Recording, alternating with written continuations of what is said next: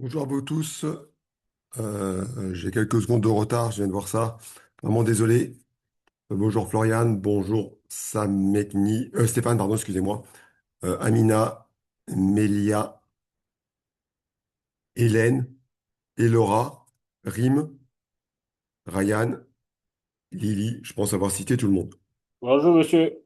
Bonjour, vous allez bien? Oui, ça va, monsieur. Bon, on se retrouve pour la deuxième fois en préparation, en live pour la préparation du DCG. J'espère que vous avez tiré profit du premier cours, que le premier cours vous a apporté quelque chose. On va essayer de faire aussi bien ce cours. Euh, le premier cours était un cours qui, euh, qui est un incontournable du DCG, qui était les coûts partiels. Là, on est aujourd'hui sur les coûts complets, plus précisément par la méthode des centres d'analyse, qui était ce qu'on appelle méthode traditionnelle également, qui était très, très, très à la mode, qui a tendance tout doucement à avoir sa part de gâteau disparaître au profit de la méthode ABC ou de la comparaison des deux. On a de moins en moins un cas où on a que la méthode ABC, que la méthode des centres-analyse. Il faut savoir que la méthode des centres-analyse est une méthode traditionnelle qui est ce qu'on appelle aussi une méthode très archaïque. Moi, quand j'étais étudiant, on disait que c'était déjà une méthode qui était dépassée. Alors dites-vous que maintenant que vous êtes vous étudiant, que je suis à la fin de ma période d'enseignement, vous comprenez que c'est plus que dépassé. Alors, on va faire en deux étapes. Je vais commencer à vous partager un fichier qui va être l'application qu'on va traiter après. Comme ça, vous l'avez en visu. C'est mieux que de l'avoir, que je le projette moi, attendez que je le retrouve où je l'ai mis. Et on le fera ensemble avec une réflexion. Et on va faire du cours aussi un peu, parler de cours. Hop, j'ai mis 21 novembre. Sur la date, c'est 21 décembre. Je viens de me rendre compte d'une petite faute de frappe pour la date du cours d'aujourd'hui. Alors, normalement, vous l'avez reçu. Moi, je l'ouvrirai, j'oscillerai entre un fichier Excel et l'application en elle-même. Et je le ferai devant vous, le dérouler, pour voir si on comprend tout. Alors, déjà, il y a des éléments qui sont importants. Je vais ouvrir un fichier Excel que je vais partager avec vous en même temps. Hop, je reviens sur Zoom et je partage mon écran. Alors, parmi les questions qui sont incontournables sur la méthode des centres d'analyse, c'est qu'est-ce qu'une charge directe et qu'est-ce qu'une charge indirecte? Donc, vous devez savoir qu'une charge directe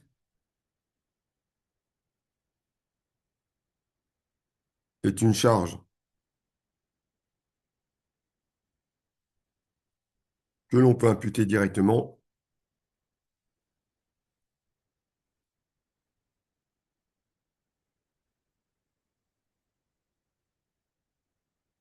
à un coût de production, à un coût, pardon, que ce soit achat, production ou revient.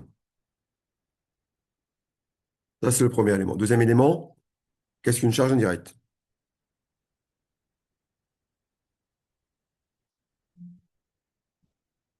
Une charge indirecte est une charge qui concerne plusieurs étapes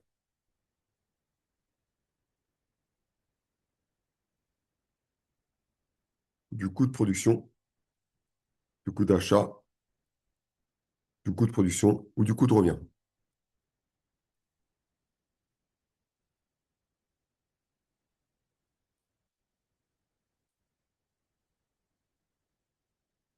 Il convient donc de le répartir, de les répartir dans différents centres.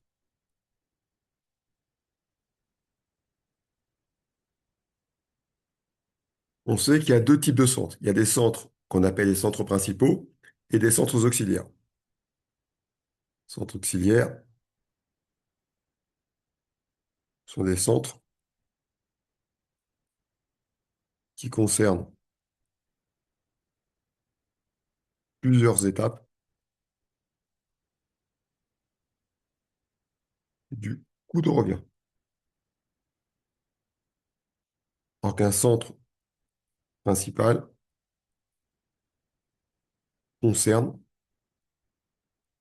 un et un seul, une et une seule, pardon,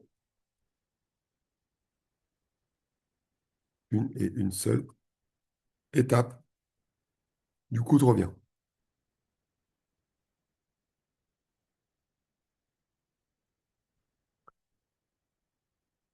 Question, vous savez quelle est la critique qu'on met en avant, quelle est la critique qu'on formule concernant les, euh, les centres d'analyse? Qu'est-ce qui fait qu'on critique la méthode des centres d'analyse? Vous savez ou pas?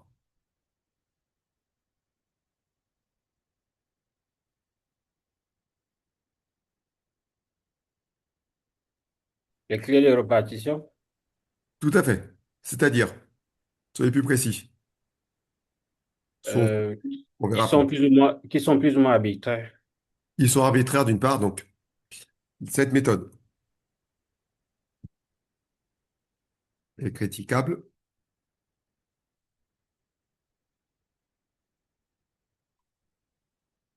pour diverses raisons.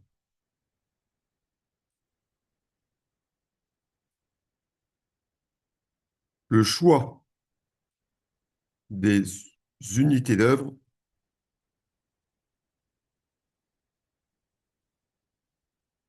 peut faire changer le coût de production, le coût de revient, faire changer les coûts. Pourquoi on dit ceci? Parce que, admettons, que j'ai comme unité d'œuvre le kilo acheté. Et donc, quel que soit le prix d'achat de mon kilo, chaque kilo va supporter la même charge indirecte. Si je dis que c'est le prix d'achat, évidemment, ce que je vais acheter plus cher va supporter au kilo plus de poids, donc plus de charge indirecte. Donc, selon la nature d'unité d'œuvre, j'aurai un coût complètement différent, un résultat par produit complètement différent pardon, et de prises de décision qui peuvent être plus ou moins arbitraires. La répartition des charges indirectes dans les centres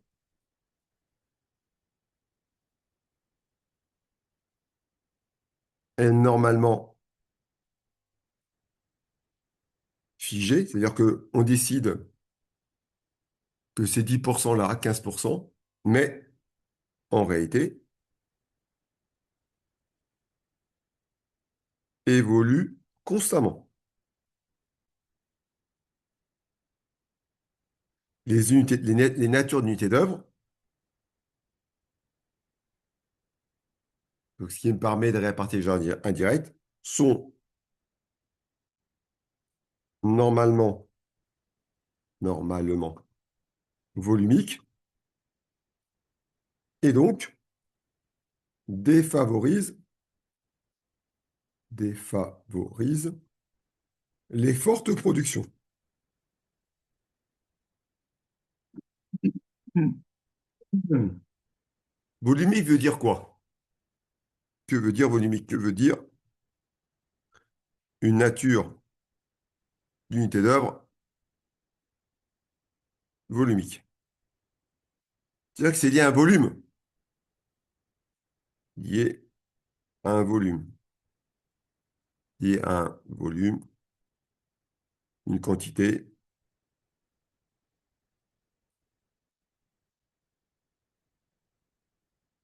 Exemple, les kilos achetés,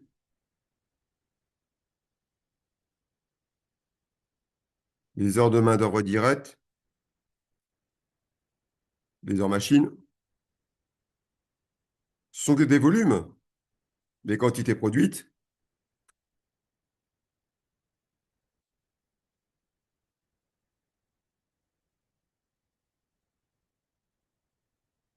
le montant des achats, le coût de production des produits vendus, tout ceci est volumique. Plus je produis, plus j'en ai, moins je produis, moins j'en ai, moins j'achète. Moins j'en ai, plus j'achète, plus j'en ai. Donc c'est purement volumique. C'est lié à des volumes et qui font complètement changer mes coûts à chaque fois. Et plus je produis, plus paradoxalement, il va supporter des charges indirectes. Et plus paradoxalement, son coût va augmenter. On va arriver à un paradoxe dans cette méthode qui est de dire, si je produis peu je supporte peu de charges indirectes. Et donc, si je supporte peu de charges indirectes, je vois mon coût diminuer, ce qui est relativement stupide. Cette méthode est la méthode la plus utilisée en France. Je tiens, voilà, il faut que vous le sachiez. Alors qu'on sait qu'elle est dépassée de chez dépassée. Alors, à l'examen, on va revenir aussi pour parler d'examen dans ce qu'on voit dans nos lives.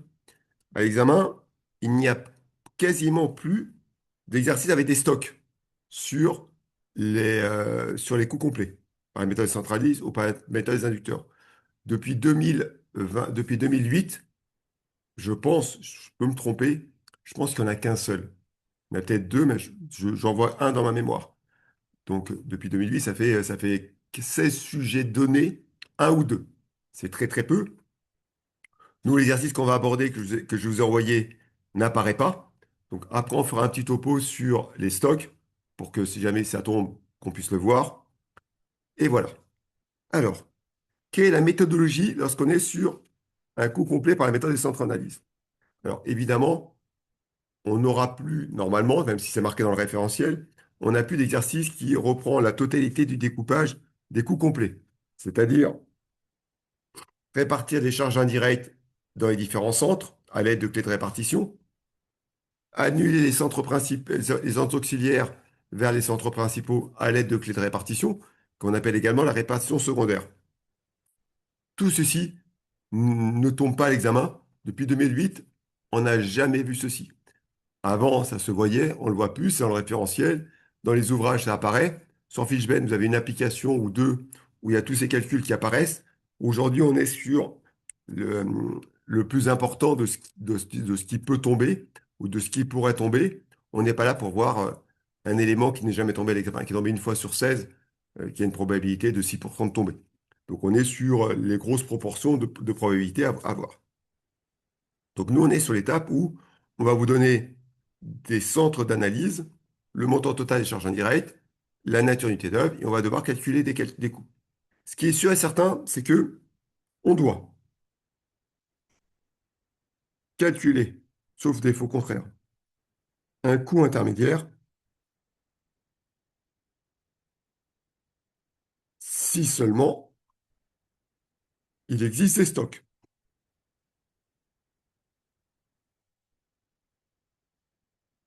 C'est-à-dire que si je calcule un coût de production, il n'y a pas de stock de matière, j'ai aucune nécessité de calculer un coût d'achat. Même si dans les cours, on fait coût d'achat, coût de production et coût de revient. Au coût d'achat, coût de production de produits semi-finis, coût de production de produits semi-finis, stock de produits semi-finis, coût de production de produits final, stock de produits final, coût de revient, résultat. Ça se fait que s'il y a du stock. Donc, dans les cours qui ont été faits sur Fishben ou par n'importe quel autre support, il y a automatiquement le cours commence par ça. Ça nous permet d'introduire le cours, pardon, mais ça n'apparaît quasiment, ça apparaît qu'une seule fois à l'examen. Donc moi, je vais négliger ceci dans une application, je vous montrerai comment on fait les stocks après. Autre élément qui existe. Est-ce que vous savez, et parler un peu, à quoi correspond des encours de production? Qui sait à quoi correspondent les encours de production?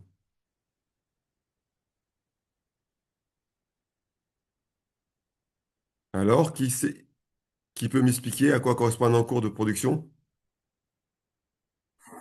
C'est de la production qui n'est pas terminée. Ok. C'est un élément, un produit qui est pas entièrement terminé. J'ai pas compris ce que vous avez dit, Rim. Son coût. J'ai peut-être pas lu ce que vous mettiez, le stock en début et fin de période. J'ai pas compris ce que vous vouliez dire, Rim. J'ai cité j'ai sauté un épisode.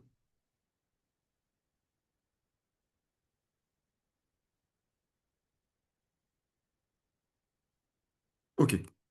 Alors, stock et en cours, c'est pas automatiquement la même chose, hein.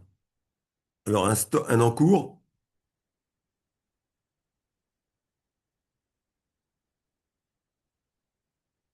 correspond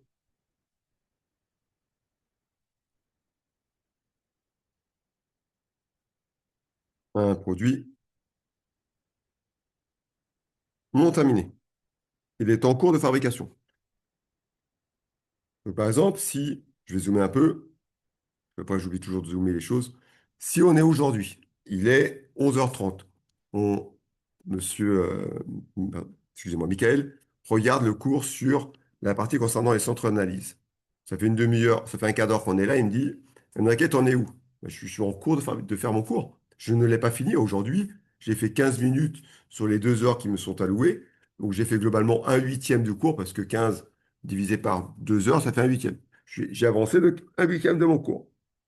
Voilà mon degré d'avancement. Évidemment, le, le coût que je coûte éventuellement à Fishben pour ce quart d'heure, il ne peut pas l'imputer en disant mon produit, mon cours est terminé, Monsieur Martinez m'a coûté tant. Cet encours de fabrication ne peut pas impacter mes produits finis. Donc les encours de correspondent à des produits non entièrement terminés en fin de période. Les encours de fin doivent être retranchés pour calculer le coût de production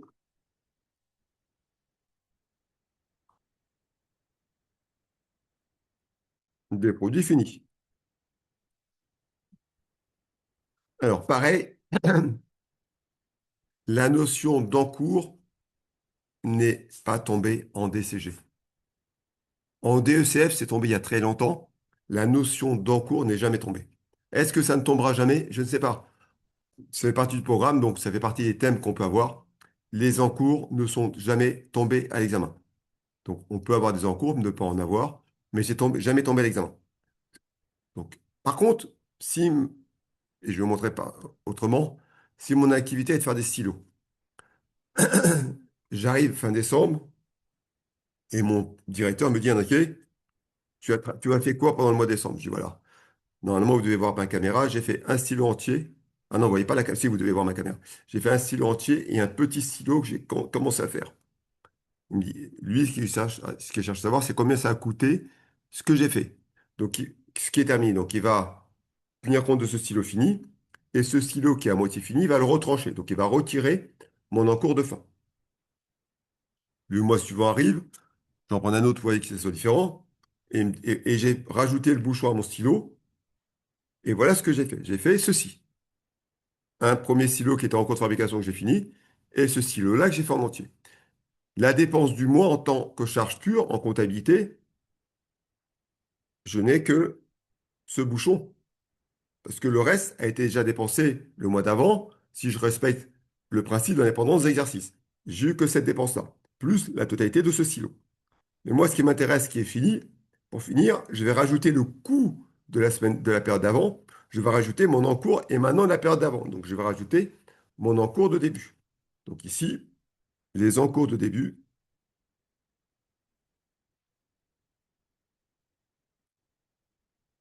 doivent se rajouter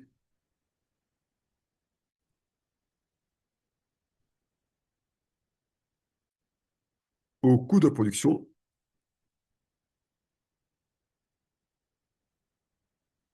des produits finis. Donc sur Fishben, vous avez pas mal d'applications qui reprennent ceci, Fazel ou autres. Tous les noms ne me reviennent pas en tête. Il y a plusieurs applications qui ont été traitées dessus. Vous avez largement le temps de les voir, les faire et les corriger avec des formules Excel qui vous permettent de tout suivre et de revoir à chaque fois, à tout moment, ce qui a été fait. On vient de parler d'encours. Monsieur, on trouve ces exercices où? Comment? On trouve ces exercices où? Ah, il faut demander à Michael. Il y a, sur le site Fishben, il y a accès aux applications. Il y a pour ceux qui ont, comment ça s'appelle, pour ceux qui sont inscrits à la formation Fishben, hein. Pas ceux qui ont des lives. Ceux qui sont inscrits à la formation Fishben, vous avez des applications avec des corrigés. Vous avez des sujets inédits qui n'apparaissent nulle part, qui ont été faits. Vous avez accès à pas mal de plateformes, d'éléments qui permettent de faire. Vous avez l'accès à toutes les anciennes ressources et tous les différents lives que j'ai pu faire. Vous avez accès à tout ce qui a été fait avant. D'accord. Merci. D'accord. Michael, aussi, on pouvait envoyer un message dans le groupe WhatsApp. Je gère pas ça. J'aurai quelques questions si elles sont importantes. Michael répond ou d'autres personnes qui sont sur WhatsApp répondent également. Vous verrez, ils sont assez rapides. Mais après le cours, c'est mieux. Euh, je continue. Il y a très très longtemps, et encore maintenant, lorsque je produis quelque chose, je peux avoir des déchets. Par exemple, quand je fais un pantalon, à la découpe du tissu, il y a des petits parts de tissu qui sont perdus. D'accord? Je les ai achetés et ils sont perdus. Donc maintenant, on va voir le cas du déchet. Des déchets. Les déchets, trois cas de figure avec les déchets. Soit ça me coûte de l'argent pour les évacuer, donc il y a un coût pour les évacuations. Soit ils sont vendables à l'état, sans aucune modification, vendables dans l'état, sans aucune modification. Autre possibilité, il faut les modifier pour les vendre.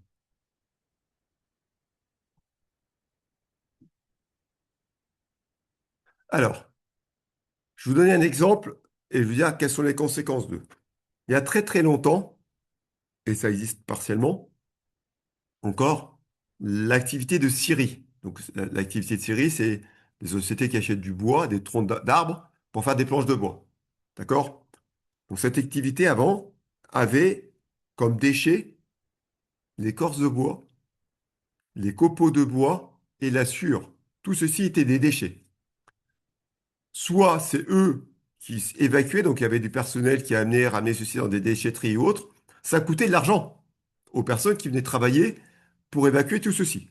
Ou ils demandaient à une société extérieure de venir extraire tout ceci et ça coûtait quand même de l'argent. Tout ceci, tout cet argent que ça coûtait, devait être facturé à quelqu'un. Eh bien, c'était facturé. Donc, tout ceci, c'est les coûts d'évacuation. Ça devait être rajouté au coût principal du produit. Donc, ici, ils sont rajoutés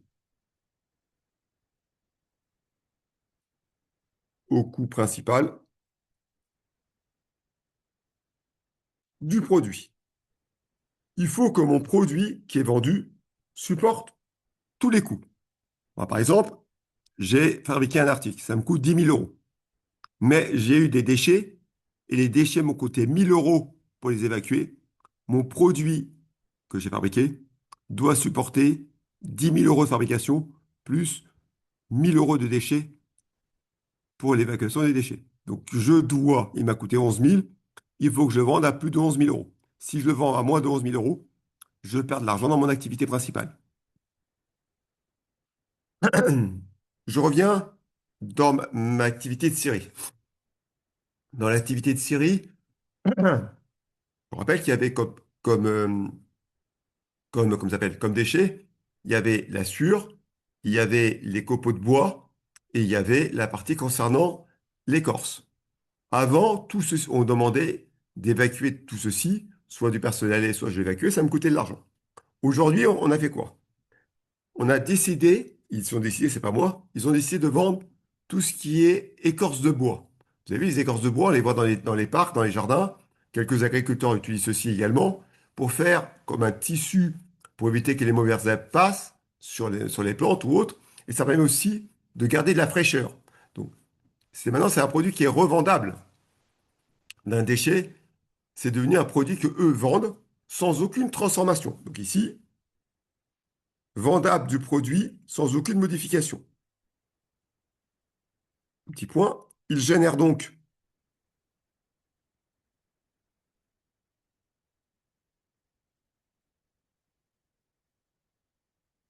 un produit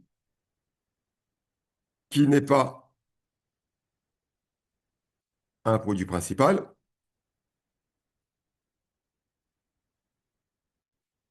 Il vient donc en déduction du coût de production du produit principal.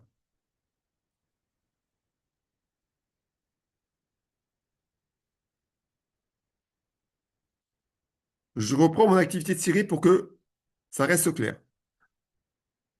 Je vends, je suis la société Alpha, je fais de la, je fais je fais des planches de bois, j'ai des déchets et je décide de vendre à des grossistes, comment ça s'appelle? Mes écorces de bois. C'est pas mon activité principale. Je n'ai pas une activité qui est pour moi primordiale. Donc ce produit-là va venir en réduction de mon produit principal qui est le faire des planches de planches de bois. Par contre, si ça devient mon activité supplémentaire, une nouvelle activité, c'est-à-dire que je fais en sorte de les mettre dans des sacs de X trucs, que je dis, souhaiter vend maintenant des écorces de bois. Si c'est une activité en plus, je vais devoir calculer le coût de revient de ce produit.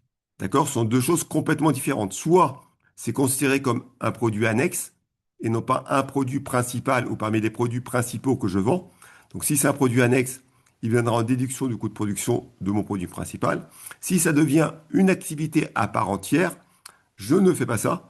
Je vais calculer pour cette activité à part entière comme si je vendais 2, 3, 4, 5 produits différents. Je vais calculer le coût de production et le coût de revient de mes 2, 3, 4, 5 activités.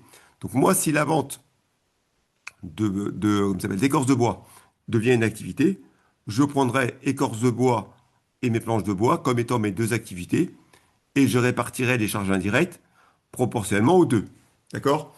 Ça peut être ceci. Donc, un élément qui est un déchet peut être un produit auxiliaire ou un produit quelconque que je vends, comme il peut devenir par la suite un produit principal.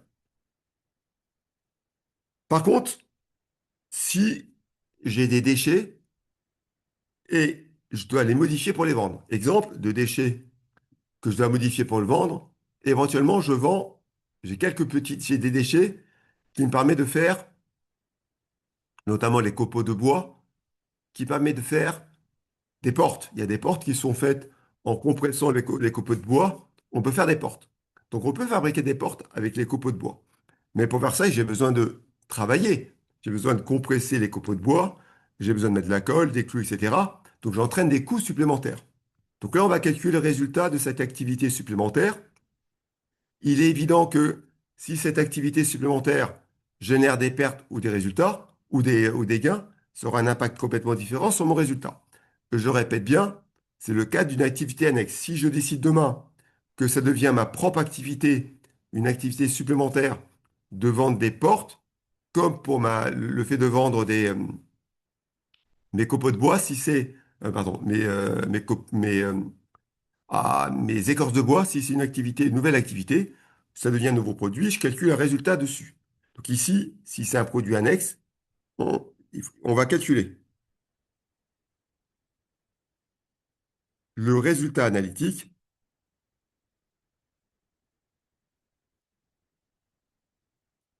de ce produit. En cas de perte, il viendra s'ajouter, elle viendra s'ajouter, pardon, la perte au coût de production du produit principal. En cas de gain,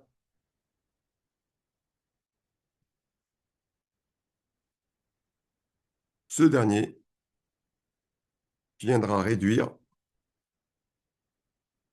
le coût de production du produit principal.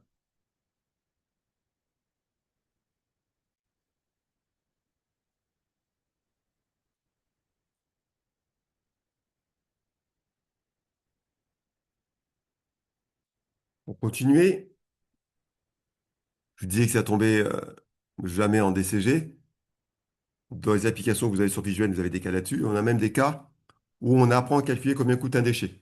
Dans la plupart des applications qui existent dans les ouvrages, on vous dit euh, 10 000 euros de déchets, 10 000, pardon, 10 000 euros de déchets non vendables, 15 000 euros de déchets vendables. On vous dit tout ceci. Nous, il y a quelques applications où on apprend à calculer un déchet selon la quote-part de matière que j'ai utilisée, la perte de matière que j'ai utilisée. Tout ceci, je vous le montre comment on calcule, parce que ça pourrait aussi faire partie de ce qui peut tomber, parce que calculer un déchet, c'est comme calculer un coût de production, c'est calculer quelque chose, d'accord? Qui est la somme de charges directes et indirectes. c'est à la portée de n'importe quel, enfin, c'est censé être à la portée de n'importe quel étudiant, mais la probabilité que ça tombe, c'est proche de zéro. Alors, vous savez quelles sont ce qu'on appelle une charge de la comptabilité analytique. À quoi correspondent les charges de la comptabilité analytique?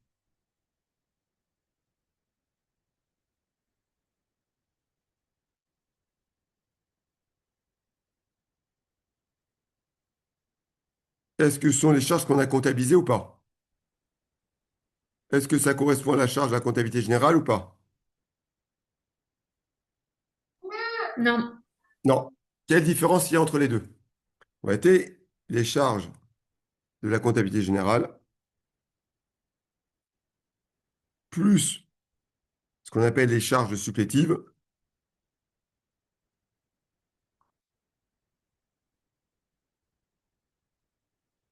moins les charges non incorporables,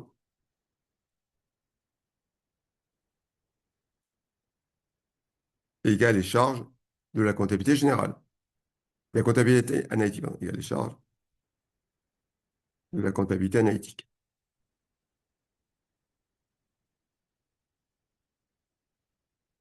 Alors, qu'est-ce qu'une charge supplétive? Les charges supplétives sont des charges non comptabilisées, mais pour une comparabilité entre les sociétés,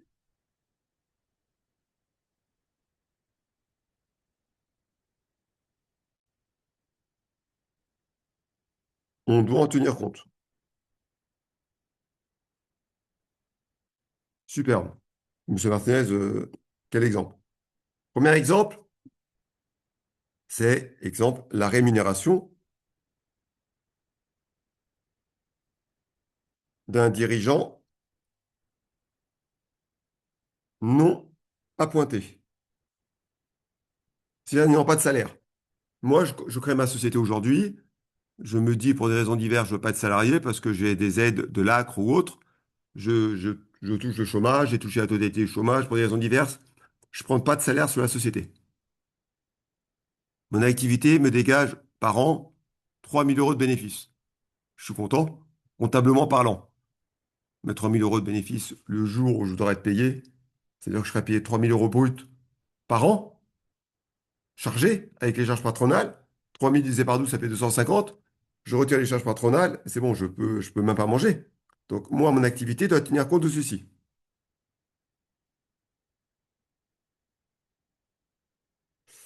Viendra. Oh là, je vois pas. Attendez.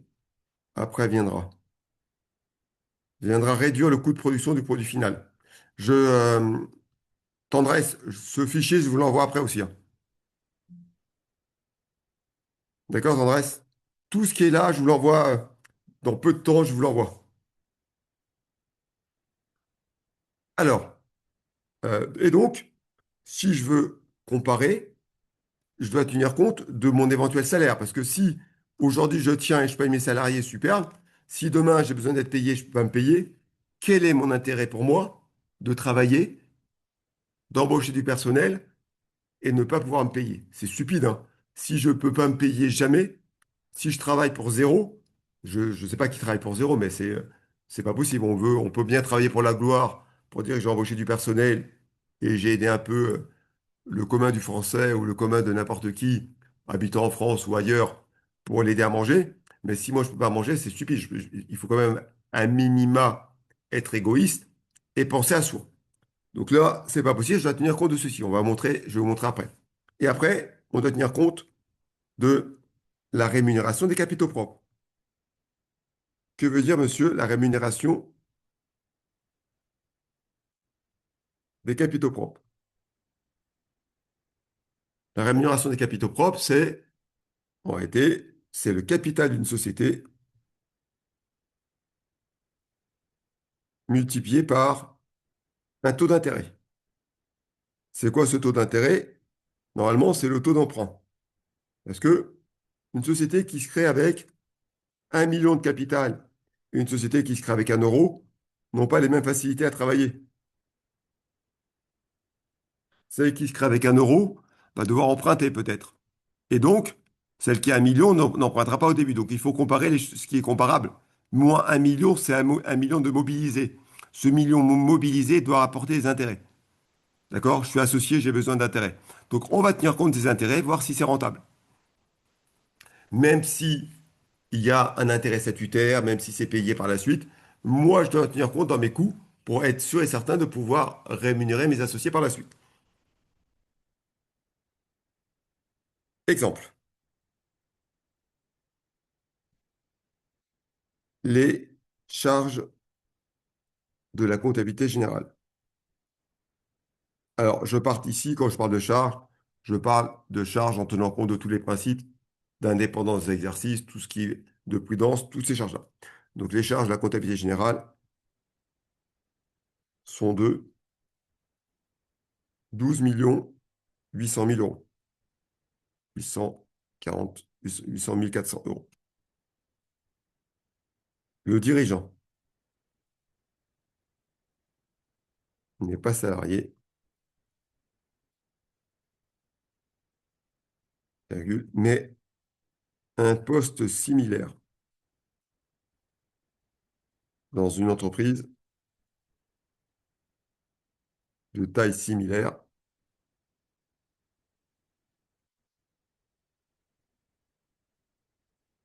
fait que son coût salarial, avec charges patronales et autres, serait de 120 000 euros par an. Le capital de la société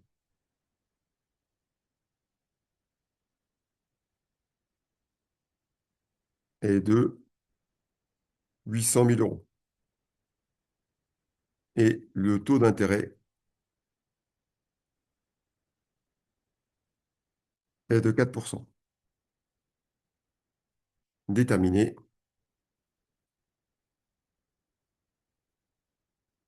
les charges de la comptabilité analytique.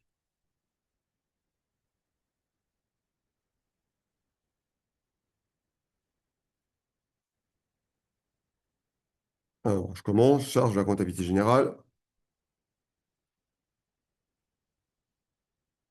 J'ai déjà 12 800 400.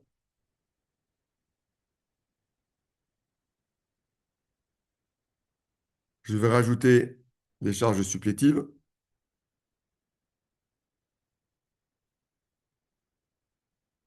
Je vais commencer par la partie concernant le salaire.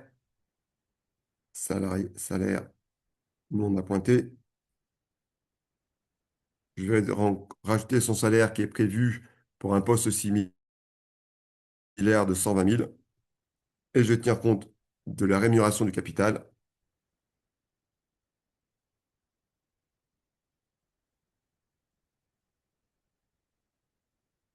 Et la rémunération du capital, je vais faire donc 800 000 fois 4%.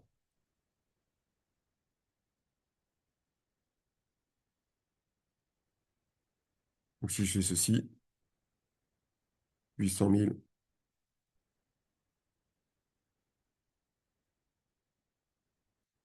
fois 4%, et total charge compte à ANA, c'est la somme de tout ça. Donc au lieu d'avoir 12 800 400, j'ai maintenant à supporter 12 952 400. Ça, c'est ce qu'on appelle les charges supplétives. Je dois en tenir compte dans mes charges. Donc, il peut y avoir une différence de résultat entre la comptabilité générale et la comptabilité analytique. On va maintenant voir les charges non incorporables. Les charges non incorporables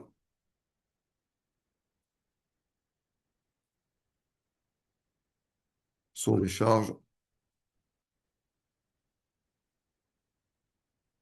que l'activité normale ne doit pas supporter. Exemple, vous avez les amendes. Exemple, vous avez le prix de cession des éléments d'actifs, la vente d'un actif. Vous avez tout ce qui est décision de l'entreprise par rapport à des choix fiscaux, donc notamment l'amortissement dérogatoire,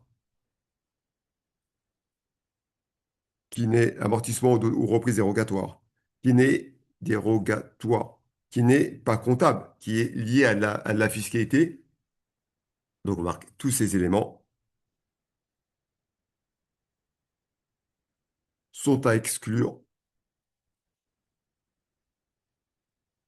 de, des charges de la comptabilité analytique. OK pour vous?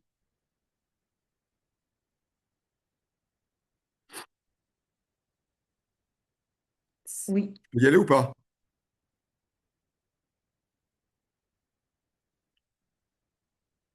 Parlez un peu, c'est mieux. Ok. Bah, enfin, je veux un OK, je préfère le OK. Je vous ai distribué un petit sujet il n'y a pas longtemps. Feuille 1, je mets ici présentation.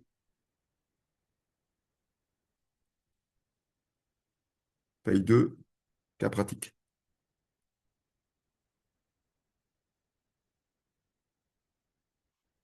On va aller sur le cas pratique.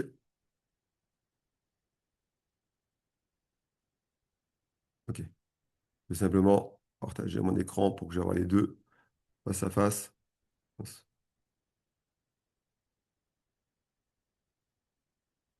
Je vais reprendre le sujet que je vous ai envoyé. Hop, il est ici. Je vais l'ouvrir.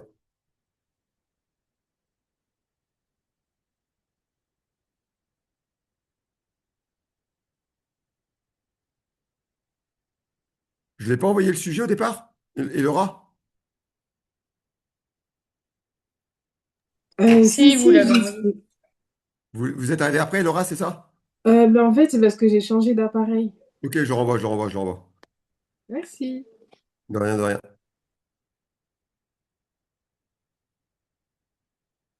Alors, sur mon ordinateur. Ah ouais, attendez, attendez. Je l'ai ouvert, je ne peux pas l'envoyer tant qu'il est ouvert. Hop, je dois retourner.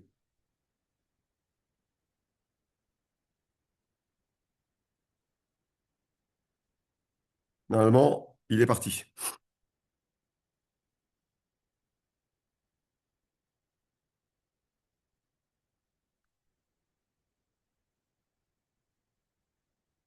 C'est bon pour tout le monde, vous l'avez?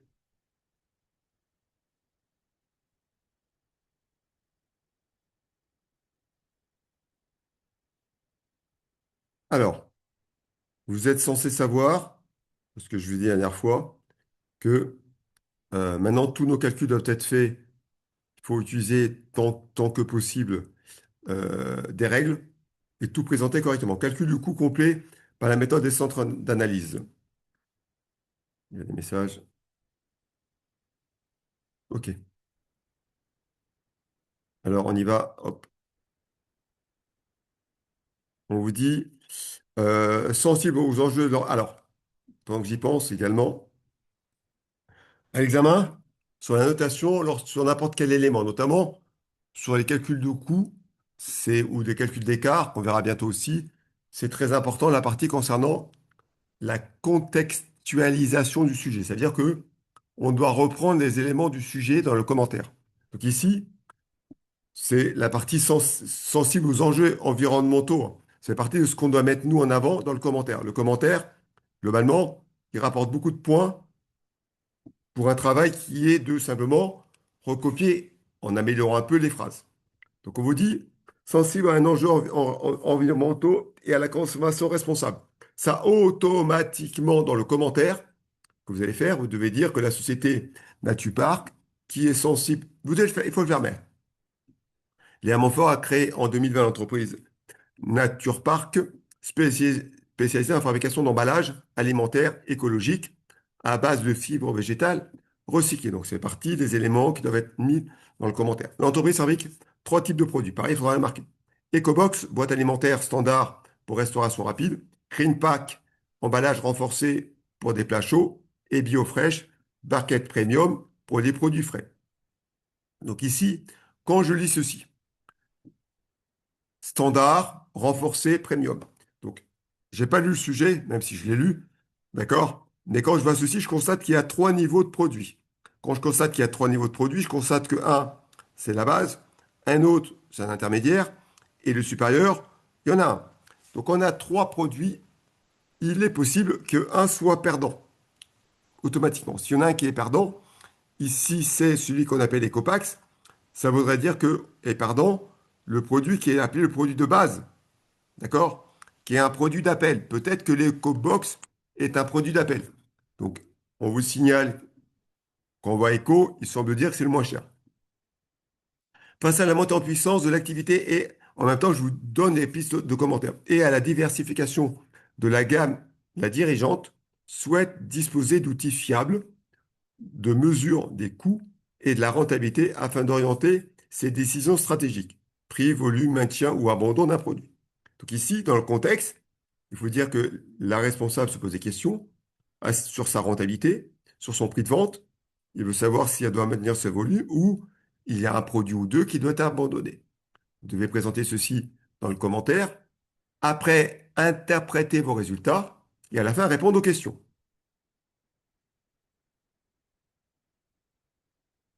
OK. C'est toujours même, merci beaucoup. Il y a un message que je vois apparaître, c'est lequel? Je sais pas pourquoi il y a toujours un message que je vois, je sais pas lequel, c'est pas grave. L'entreprise Nature Park utilise actuellement la méthode des coûts complets par les centres d'analyse. Vous êtes recruté en tant que contrôleur de gestion, donc vous devez vous poser que vous êtes en contrôle de gestion ou contrôleur de gestion junior afin d'évaluer la pertinence des calculs des coûts et d'analyser la profitabilité des produits. Dossier 1, analyser les coûts et de la profitabilité. Document 1, organisation analytique de l'entreprise. L'entreprise distingue trois centres d'analyse. On va y aller sur la feuille en même temps qu'on fait tout ceci. Alors, on y va sur nos trois centres d'analyse. On a l'approvisionnement. Donc, je répète, tout doit être mis sous forme de tableau. À défaut de mettre sous forme de tableau, vous serez pénalisé. Donc, on a l'approvisionnement. On a la production.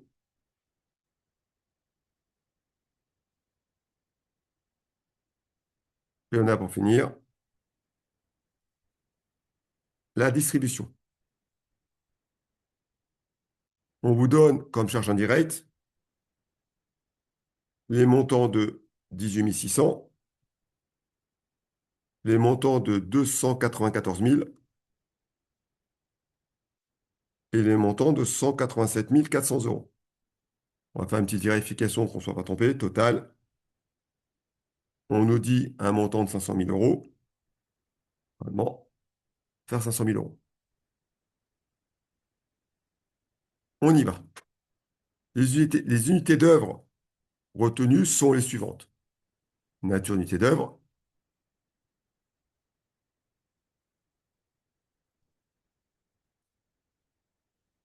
coût unité d'œuvre, enfin, excusez-moi, nombre d'unités d'œuvre et coût l'unité d'œuvre. En termes de nature d'unité d'œuvre, on vous dit kilo de matière première achetée, kilo, gramme de matière achetée.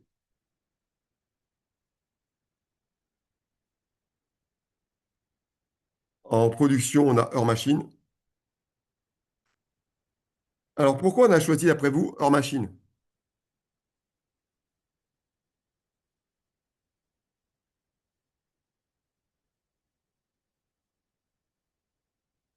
Pourquoi on aurait choisi heure machine après vous?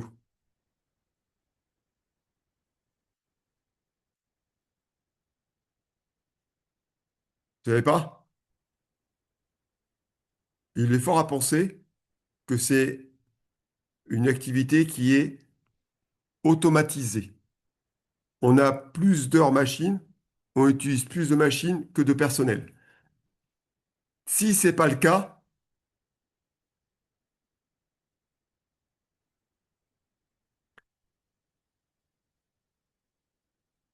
Si c'est pas le cas, ça veut dire que probablement, si c'est pas le cas, c'est-à-dire que probablement,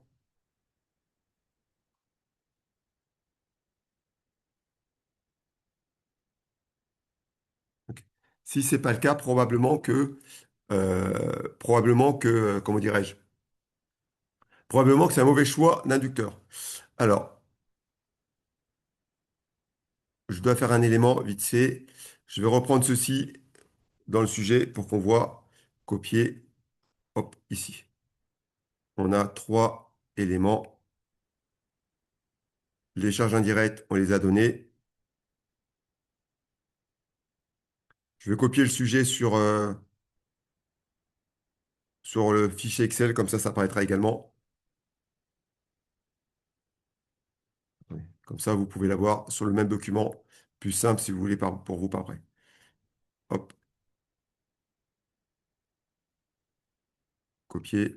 On va mettre ici la suite du sujet. Comme ça, elle apparaît ici, tout le sujet. Alors,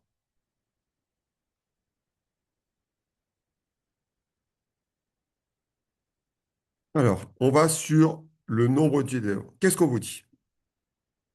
Prix d'achat, l'unité d'œuvre, c'était, je vous rappelle, les kilos de matière achetée.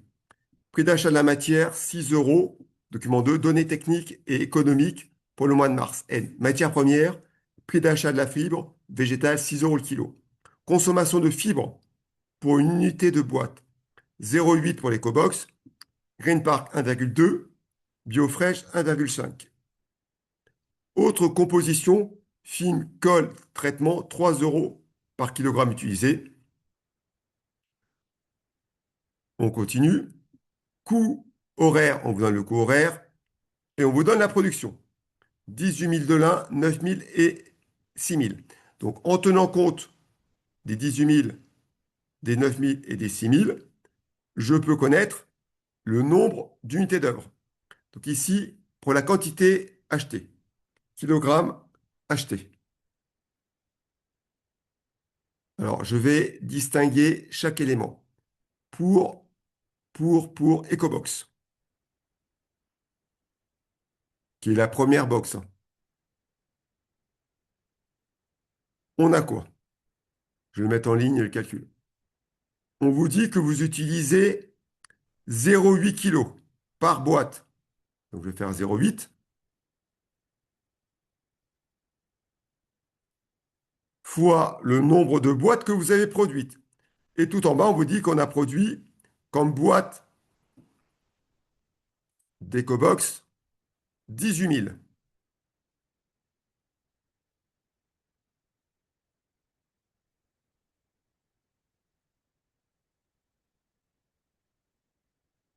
Si je fais mon calcul, 18 000 fois 0,8,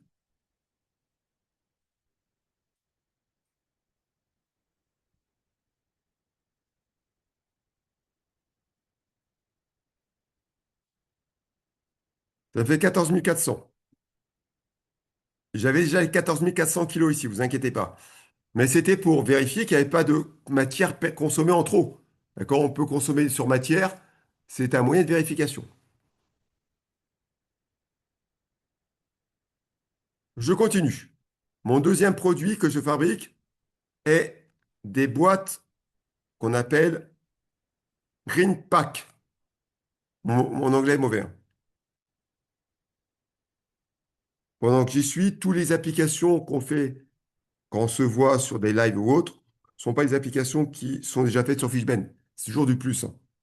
Donc, combien d'unités d'œuvre on utilise? 1,2 kg, c'est marqué ici, pour 9000 boîtes fabriquées.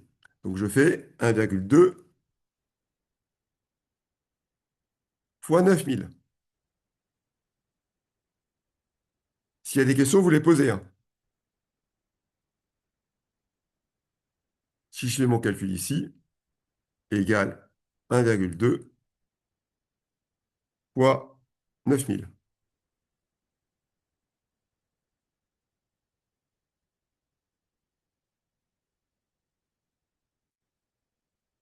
10 800, vous verrez après, Je vais vous montrer tout de suite que c'était ce que je vous donnais également.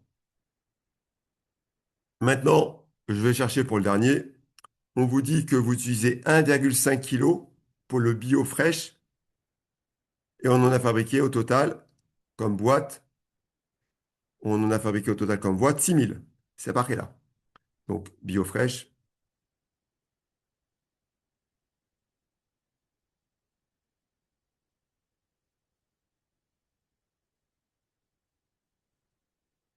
Alors, à l'examen, vous êtes obligé de donner le détail de tout ce qui n'apparaît pas dans un sujet. On ne peut pas s'improviser à mettre une valeur sans aucune explication. Donc, c'est 1,5 fois 6 000 et ça va faire 9 000.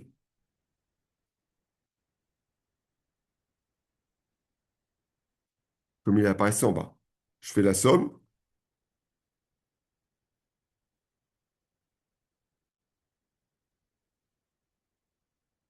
J'ai consommé comme matière 34 200. C'est ce que je vais mettre là. Égale 34 200. Combien va supporter 1 kg de matière que j'achète? Ben, le montant total divisé par la quantité. Donc, 18 600 divisé par 34 200. À chaque fois que j'achète 1 kg, il va supporter un peu plus de 0,54 euros par kilo acheté. Êtes-vous d'accord avec ce premier calcul? Oui, c'est tout bon. Et maintenant, on est sur les heures machines. Que on nous dit sur les heures machines? Alors, matière première, main-d'œuvre directe, ce ne sont pas les heures machines. Main-d'œuvre directe, on vous les donne. Heures machine, c'est là.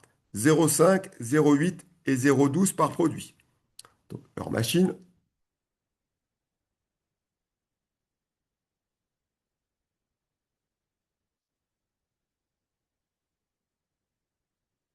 je vais recopier ceci, hein. Et après, je vais modifier les quantités. Copier, coller. Pour EcoBox, on vous dit, on vous dit 0,05. Il est marqué là. Puis 0,08 plus 0,12. J'y vais 0,05.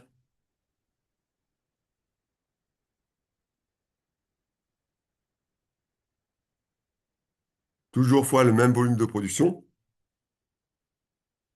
0,8, je pense, et 0,12.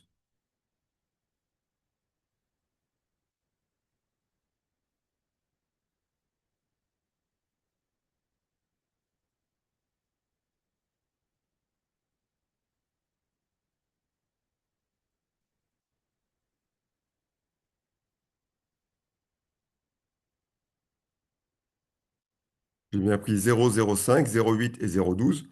On verra si c'est bon. 0,5, ah, c'est 0,08. Hop, je retourne un 0 ici. Je vais faire mes modifications ici. Je multiplie par 0,05, la même quantité évidemment. Pareil en dessous. Je multiplie par 0,08. Et je multiplie par 0,12 pour finir.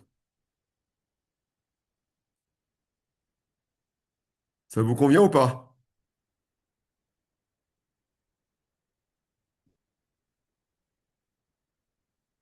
OK. Je viens de voir votre message, Lily. Parfait. Donc maintenant, si je prends la somme et je mets ici, c'est le montant total de mes heures. Comme tout à l'heure, j'ai 294 000 de charges indirectes. Pour 2340 heures, si je veux le coût d'unité d'œuvre qui est l'heure, je fais la division des deux. Chaque heure va me coûter 125,641,03. Alors, je tiens à préciser un élément. Cet exercice, je l'ai créé hier. Donc, j'ai mis des valeurs un peu arbitraires, pas totalement arbitraires, mais un peu arbitraires sur les unités d'œuvre. Je n'ai pas fait en sorte que ça tombe sur un chiffre rond, j'aurais pu le faire. À l'examen, on est censé tomber sur un chiffre rond. Dans la vraie vie, on ne tombe jamais sur des chiffres ronds. Donc à l'examen, on tombe sur les chiffres ronds si on ne tombe pas sur un chiffre rond, comme le mien. À l'examen, on vous dira d'arrondir à. Deuxième, troisième, quatrième chiffre. Si on ne vous dit pas d'arrondir, c'est que le chiffre est rond. Qu'est-ce que j'appelle moi un chiffre rond?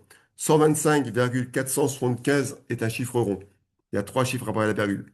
125,4275 est un chiffre rond. Ça s'arrête au quatrième chiffre après la virgule. Il n'y a pas 45, 75, 26, 43, il n'y a pas 2 milliards de chiffres après la virgule.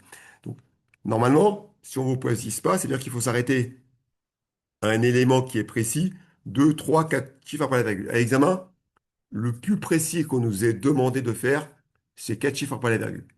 Il y a eu, dans les anciens sujets de DCG, donc 2009, 2008 notamment, où l'unité d'œuvre ne tombait pas sur des chiffres ronds. Il y en a un, c'est, de mémoire, c'est 6,26, 6666 infini ou 626,666. Je ne sais pas si c'est 6 quelque chose ou 626, c'est pareil, mais ça s'arrêtait jamais. Ils n'avaient rien dit cette fois-ci.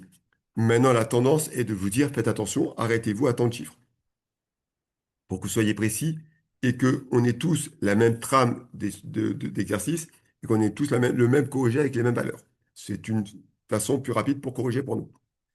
Il nous reste les unités vendues. Alors, on descend, donc on vous dit, prix d'achat de la fibre 6 euros le kilo, consommation de matière de fibre par produit, autre consommation 3 euros par kilo, on reviendra dessus, la main-d'œuvre 22 minutes, 22 euros la main-d'œuvre, on vous dit le temps pour chaque produit, production 18 000, 9 000, 6 000. On a combien on en a produit? On en a produit 18 000 de l'un, 9 000 de l'autre et 6 000 avec le prix de vente. Donc ici, nombre d'unités vendues, on va refaire ceci avec le total, c'est mieux. Copier, coller les ventes.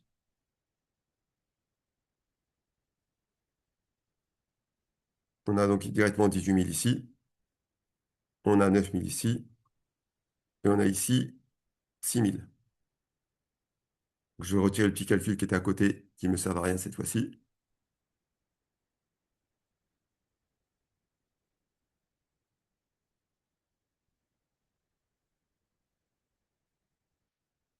J'ai donc vendu au total 33 000 produits.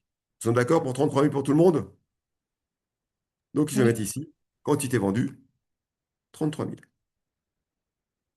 Et à l'unité, pareil, montant total divisé par quantité, ça me fait 5,678,79. Ça, c'est le point de départ. Je ne peux pas rien commencer avant ça. Maintenant, on va revoir les questions qui me sont posées.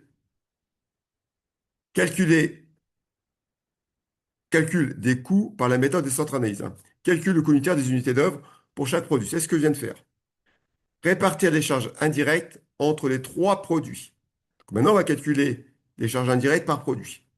3. Calculer pour chaque produit le coût d'achat unitaire, le coût de production unitaire et le coût de revient unitaire. Donc, si j'ai volontairement mis des éléments unitaires ici, c'est qu'à l'examen, je ne sais pas si vous avez vu des sujets qui sont tombés, souvent on dit calculer à l'unité. Et souvent, les corrigés sont faits en global. C'est encore une maladresse de certains sujets de ne pas tenir compte de la réponse qui nous est proposée de faire à l'unité. Alors, je vais insérer quelques colonnes.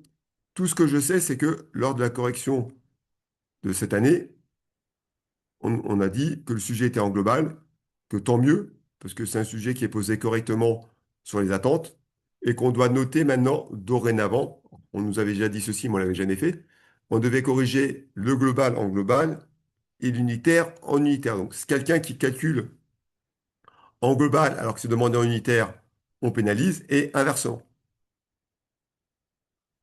OK. Je vais venir rajouter quelques colonnes, j'en supprimer s'il le faut. Je vais calculer mes coûts maintenant. Premièrement, on vous demandait le coût des charges indirectes. Donc, j'ai trois produits qui sont l'EcoBox. Donc ici, je prends EcoBox avec quantité, prix unitaire, montant. On va, hop, ceci comme ça, on va le fusionner. Que ça, c'est mieux. Je fusionne. On va faire à côté, copier pour le suivant produit, coller et coller. Ici, je ne prends pas EcoBox, je prends Green Park. Et ici, je ne prends pas Green Park, je prends BioFresh. Je rappelle que la première question était de calculer le coût unitaire de l'unité d'œuvre. Ça a été fait. De répartir les charges indirectes entre les trois produits. Et après, on vous demande de calculer le coût pour chaque produit, le coût d'achat unitaire, donc tout à fait unitaire. Donc moi, je vais commencer ici à faire mes calculs unitaires pour simplifier mon calcul après. Petit 2, on a trois centres. D'accord? On a d'une part l'approvisionnement, on a deuxièmement la production, on a troisièmement la distribution. Le coût des unités d'œuvre, je le recopie. Donc je recopie ici mon 0,54. Je recopie ici après le 125. Et je recopie ici le 5. Ils sont d'accord? Je reprends le coût de chacun de mes centres.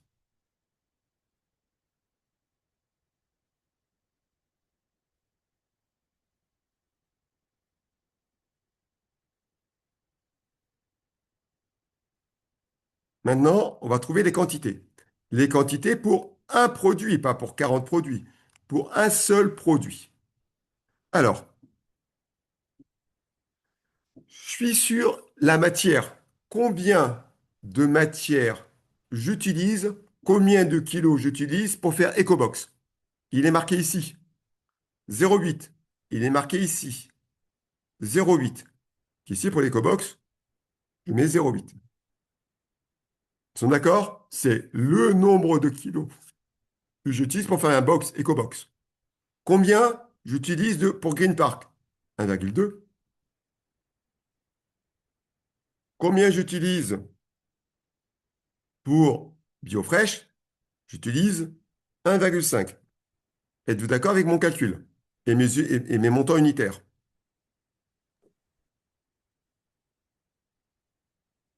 On me demande de présenter à l'unité, je fais tout à l'unité. Ça vous convient, le 1,2, le 0,8, etc. ou pas? Oui. Ok, parfait. Je fais jamais calcul en même temps pour l'automatiser après.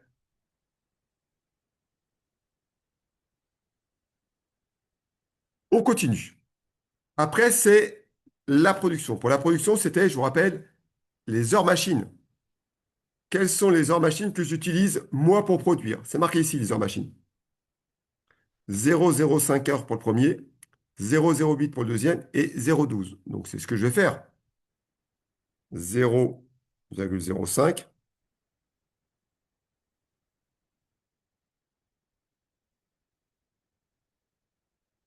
0,08 et 0,12.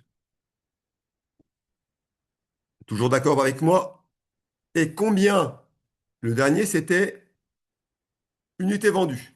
Comme j'ai unité, unitaire, c'est 1 ici.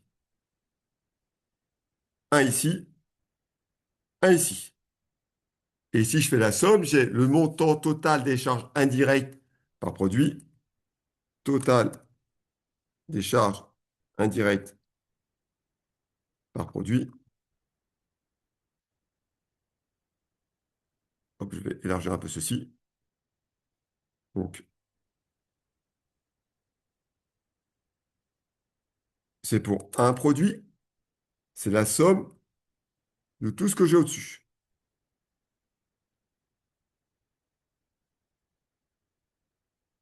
C'est-à-dire que EcoBox supporte 12 euros de charges indirectes à chaque fois que je fais un produit.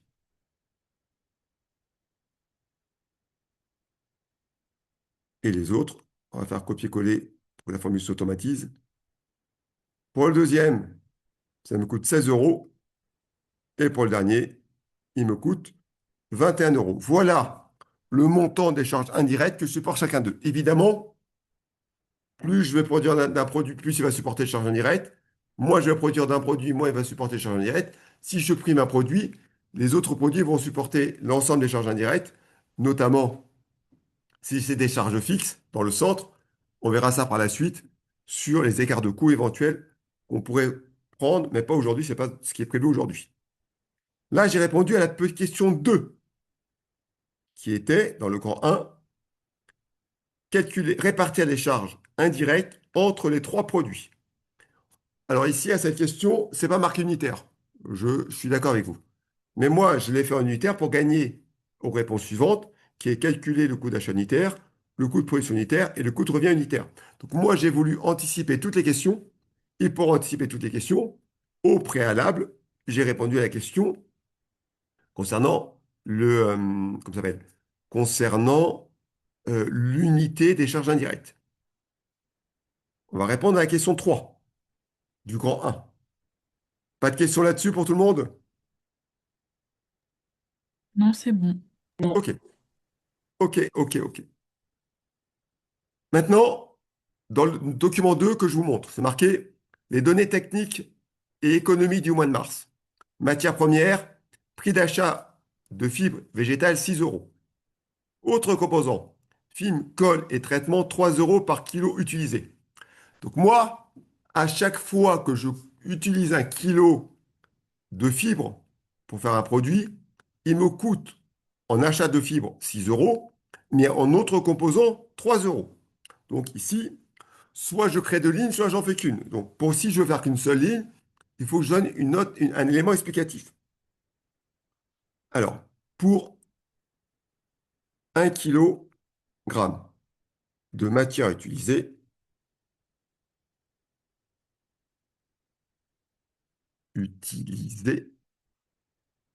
on prend 6 euros par kilo, 6 euros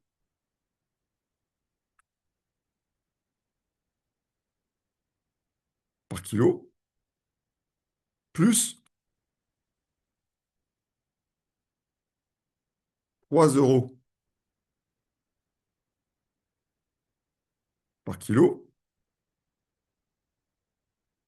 de autres composants, soit 9 euros par kilo.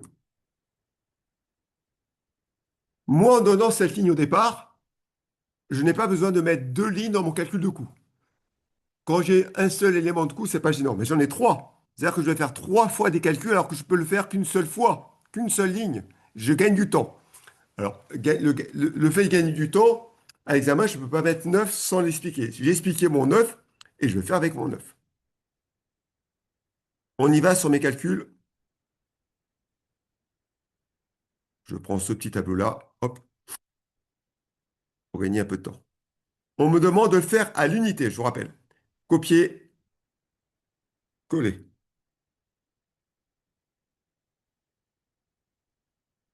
Alors, je vais mettre première ligne, achat de matière et autres composants.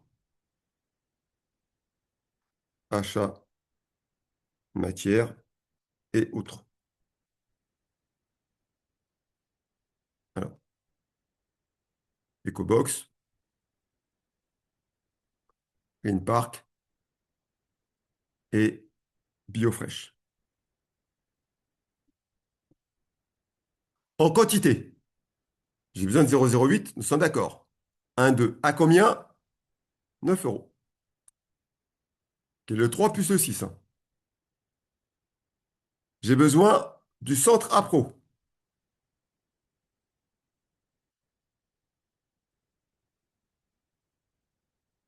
Le centre appro, unité d'œuvre, c'est les quantités, ce qui est au-dessus.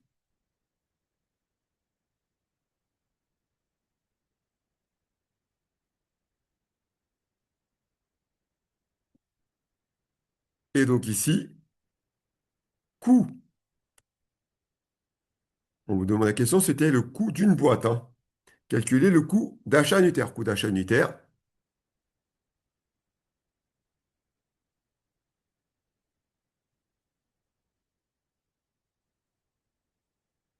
Eh bien, c'est la somme algébrique de tout ce qui est au-dessus.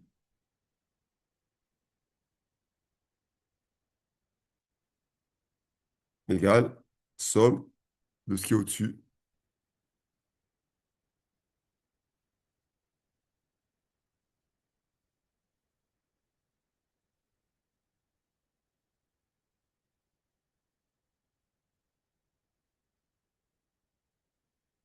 Copier,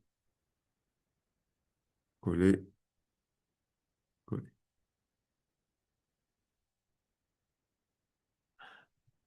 Me coûte une fois chez moi et prêt à produire. Pour l'EcoBox, une boîte me coûte 7,63 €. Une boîte de Green Park me coûte 11,45 €. Une boîte de BioFresh me coûte 14,32 €. Je vous remonte, j'ai repris les charges indirectes qui étaient ici, hein. D'accord? Les charges indirectes que j'avais à une unité, c'est pour ça que je l'ai fait à l'unité, je les ai reprises ici, hein. Et le coût des 9 € qui est marqué ici,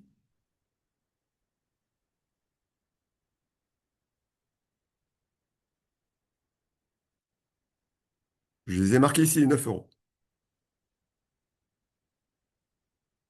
Bon, le vert n'est peut-être pas la plus belle des couleurs, couleur verte. Êtes-vous d'accord avec mon premier calcul de coût d'achat?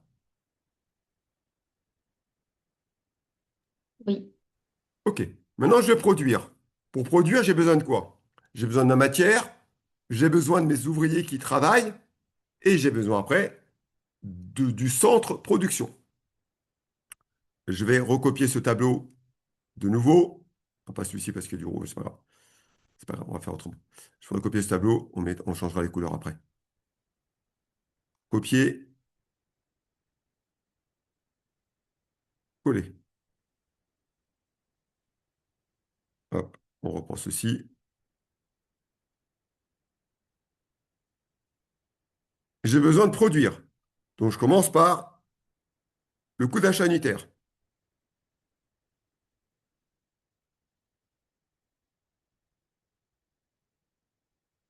Évidemment, on part du principe que rien n'est stocké, hein.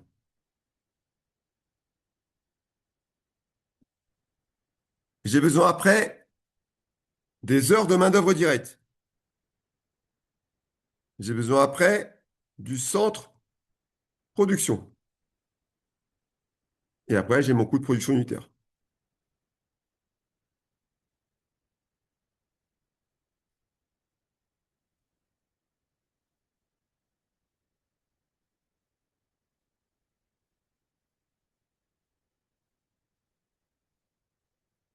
Alors,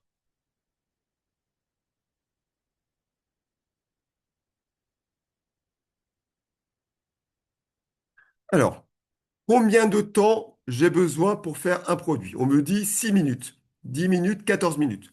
Je vais transformer en heure parce que le coût de l'heure, le coût qu'on me donne, c'est l'heure. Donc ici, je vais faire 6 divisé par une heure, c'est 60 minutes, hein. 6 minutes divisé par 60. Ici, je vais faire pareil. Je vais donc faire, vous voyez ce que je fais, hein, 10 minutes divisé par 60. Oui, on voit, monsieur. Voir et comprendre aussi, hein.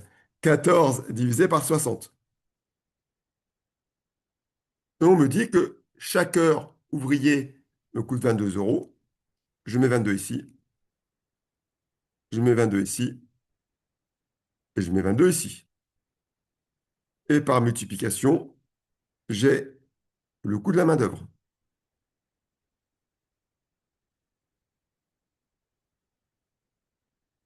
Voilà combien coûte la main-d'œuvre pour chacun de salariés. 2,2 pour l'EcoBox, 3,66 pour le Green Park, et le BioFresh va me coûter 5,33 €, 5,13 €. Et maintenant, je recopie le centre production. Comme ici, je l'ai fait à l'unité, je prends du violet, hop, je recopie ici.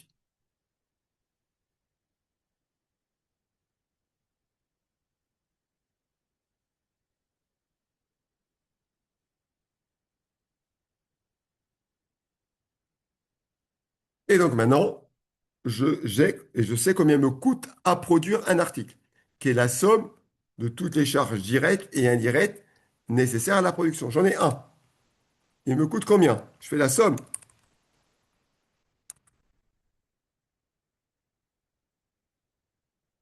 Il me coûte 16,11 €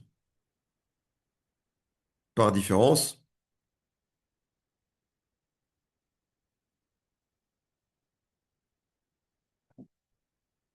Et je fais pareil pour les autres.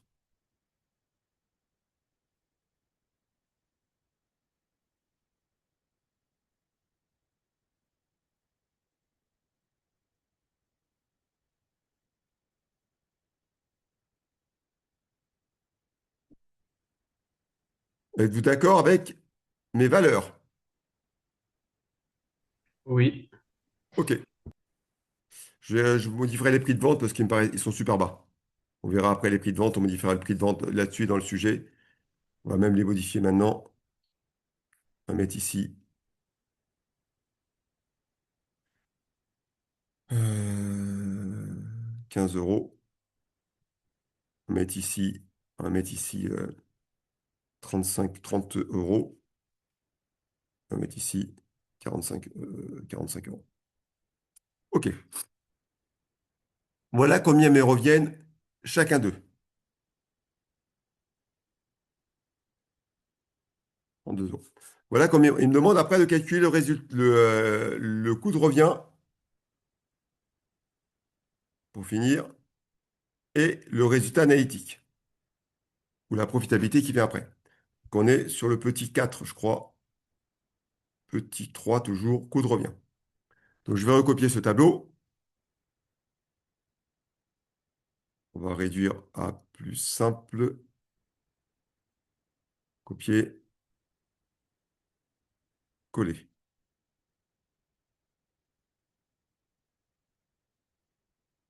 OK.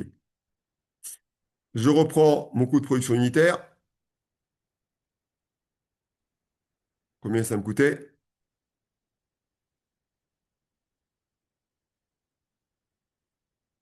Et je vais rajouter les charges liées à la distribution. Donc j'ai le centre distribution qui est là. Et je recopie ce que j'avais dans mon centre distribution. Ils ont tous le même coût, qui était 1 à 5 € et quelques.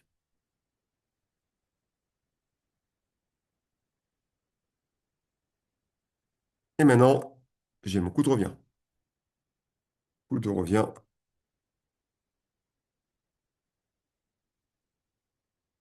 J'en ai vendu un.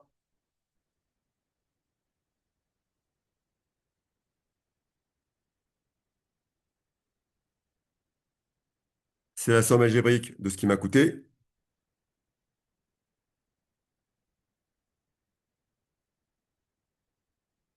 Et à l'unité, c'est la même chose. Si je copie à droite, il va me faire les mêmes calculs. Coller, coller. Donc voilà. Le premier me coûte 21,78 € ou 80, pardon. Le deuxième me coûte 30,85 € et le dernier me coûte 40,20 €. Ça répond à coût de revient unitaire. 2, on vous demande d'analyser la profitabilité et on vous dit pour chaque produit, calculez le résultat unitaire, analytique unitaire, le résultat analytique global et le taux de profitabilité. Donc, pour trouver le résultat analytique pour chacun d'eux, on va devoir 2 et point 4 pour commencer. On va comparer donc pour chacun d'eux le prix de vente au coût de revient.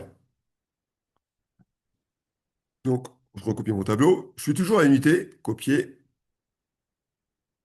coller. Donc ici, j'ai EcoBox.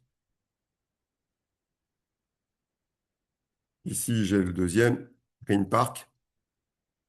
Et ici, j'ai mon dernier, qui est Brio Fresh. Je reprends combien il m'a coûté, son coût de revient, ici.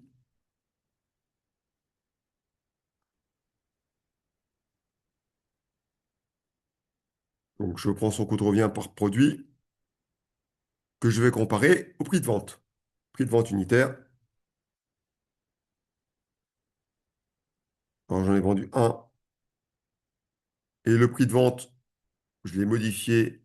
J'ai mis 15, 32, 45. À 15, 32, 45. Donc, c'est la multiplication des deux.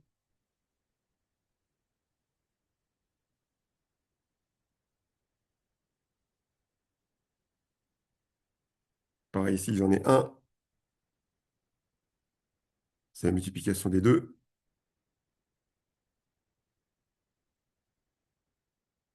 Un et la multiplication des deux. Et le résultat, c'est la différence entre le prix de vente d'un produit et combien il me revient.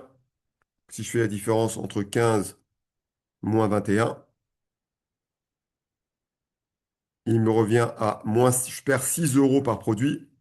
Le deuxième, 32 moins 30, je vais gagner 1 € et quelques par produit. Et le dernier, 45 moins 40, je gagne 4 euros par produit. On vous demandait, et c'est pas coût de revient, ce résultat analytique ici.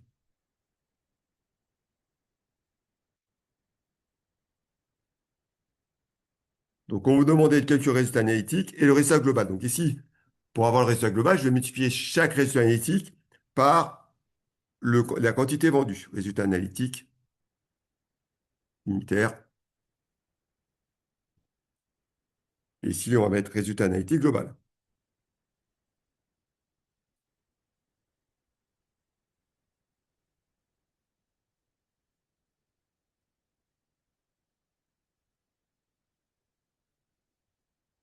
Et je reprends mes résultats unitaires que j'avais là, égale 6,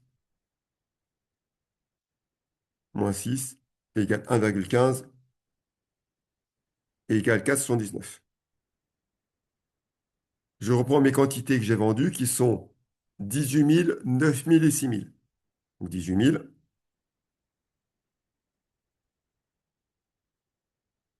9 000 et 6 000. Je multiplie les quantités vendues par mon résultat unitaire, que ce soit un gain ou une perte. Je fais pareil pour le suivant. Et je fais pareil pour le dernier.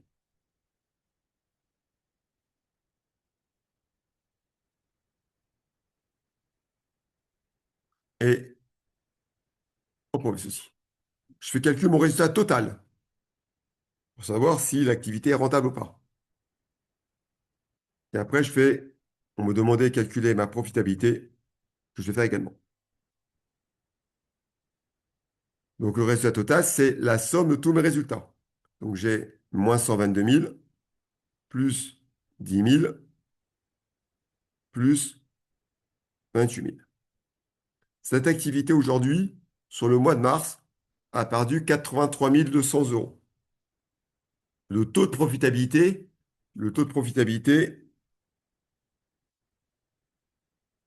il se calcule en faisant, vous l'avez vu en finance normalement, et en contrôle gestion aussi, on l'a vu, qui est le résultat divisé par le chiffre d'affaires. Ou résultat unitaire divisé par prix de vente. C'est ce que je vais faire moi parce que je n'ai pas mon chiffre d'affaires. Ça m'évitera de faire des calculs en plus et de perdre de temps.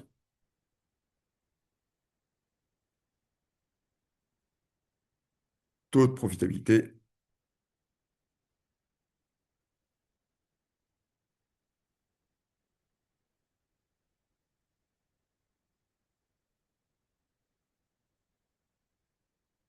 Vous suivez tous pour l'instant?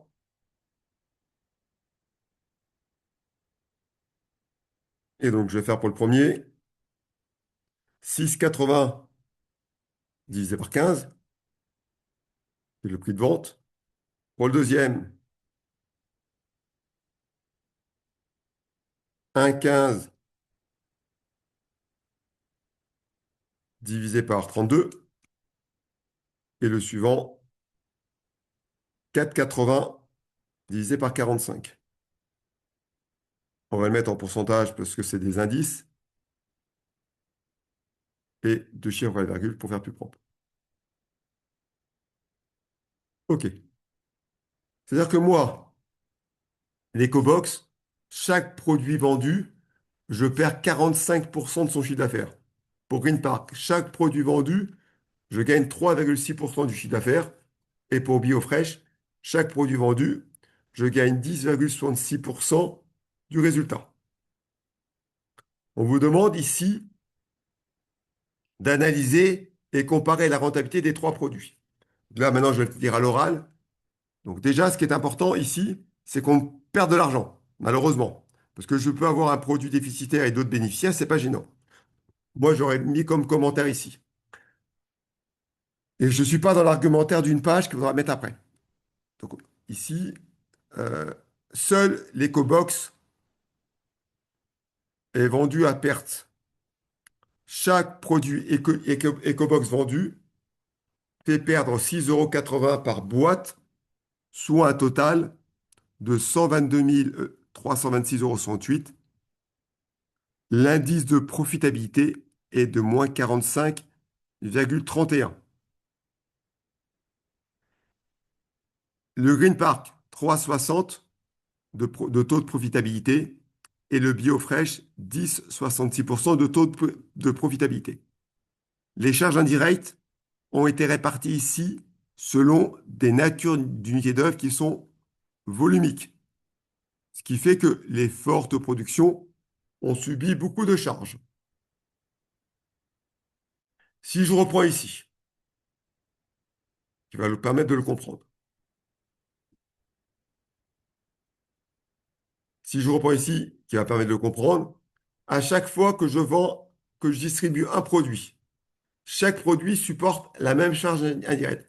5 € par produit vendu, que ce soit de l'EcoBox, du Green Park ou de BioFresh, ils supportent toute la même charge.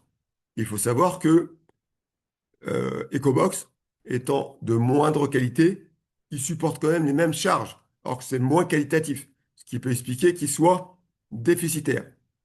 En termes de production, il n'y a pas une grosse différence de coût.